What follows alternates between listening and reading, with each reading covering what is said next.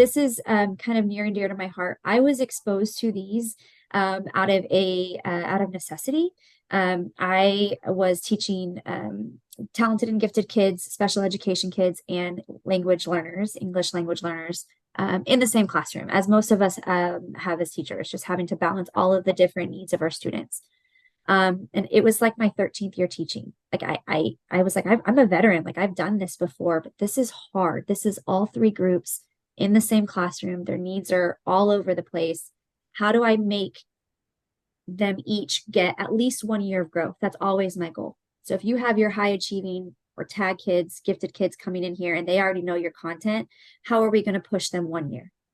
If we have kids that are struggling to get maybe last year's content, or maybe they're struggling to read in order to access your content, whatever that looks like, how do we push them 1 year, right? And so that's going to look different for every kid. The icons allow you to do that. They allow you to differentiate because you can have the same activity and kids can be looking through the lenses of different icons. Okay. So some kids, it's going to be a straight line, easy, straight shot. Some kids are going to get there, but they're going to be dancing around for a while. And some kids just need more time. They just need more time, whatever that looks like. And so you're going to find in your own content area, there are going to be icons that are easier for kids that are just struggling with the content, the new information, things like details, things like language of a discipline.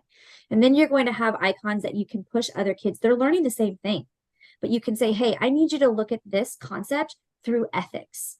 I want you to think about the ethics of this concept and tell me, give them questions, why would you have chosen this? Would you have chosen the same thing? Okay, history works great for that. Science works great for that. But you can find the icons that are a little bit more advanced for whatever your subject is, and you can assign those icons to the students as they read the same thing, as they watch the same video, as they take the same notes. And that's exactly what we're going to do in just a second. So you guys are all veteran teachers. Or at least you're in a classroom right now or have been exposed to a classroom environment before. We know what differentiation is and what it shouldn't be. We shouldn't be giving more work to kids that get done early. We shouldn't be making kids that are more advanced teach the other kids all the time. What it can be is choice, is pace, is allowing kids that are good with the content, that have the content, to kind of delve into more critical thinking roles. And that's where depth and complexity comes in. And the best part about it is you do not have to recreate lessons. I have never recreated a single lesson for depth and complexity. They lay right on top of what you're already doing and allow you to move around your classroom and ask questions and just give them icons and say, okay, great, this is awesome. Can you do this through ethics now? Or can you do this through multiple perspectives? Can you think about this from someone else's perspective?